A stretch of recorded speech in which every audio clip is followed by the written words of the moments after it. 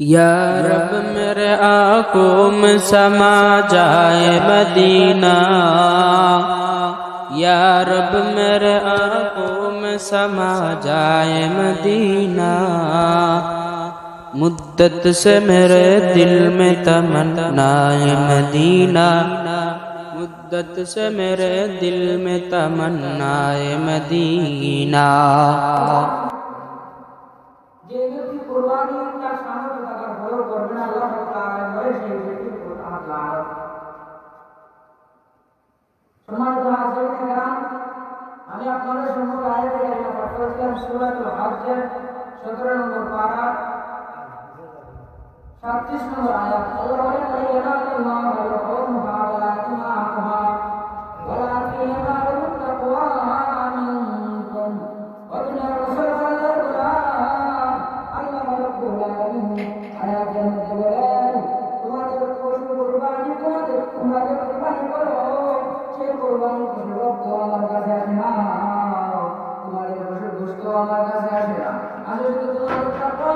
নবীজি বলেন قال النبي صلى الله عليه وسلم إنما الأعمال بالنيات সমস্ত কাজ কর্ম নিয়তের উপরে নির্ভরশীল।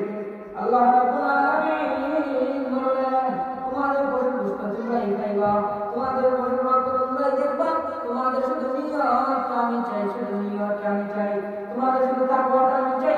তোমাদের তাকওয়ার দ্বারা আমি আল্লাহ রাব্বুল আলামিনকে কি পরিমাণ মহব্বত করো, কি পরিমাণ ভালোবাসো, কি পরিমাণ ভয় করো, সেইটুকু আমি দেখতে চাই।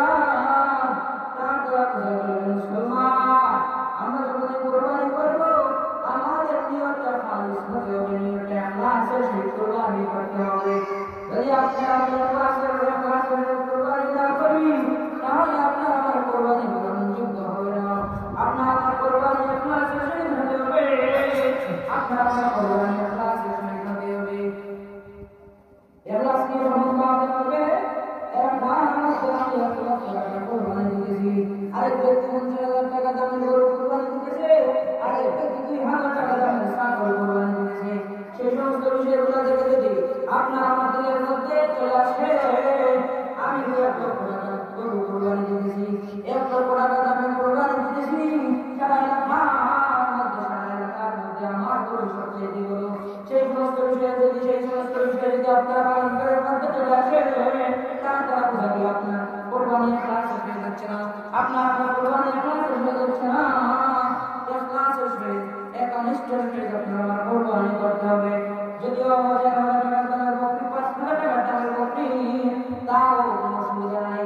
কুরবানি সামর্থ্যবান ব্যক্তি যদি তার সামর্থ্য থেকে একটা বকরিও কুরবানি দেন তাহলে তার কুরবানি আদায়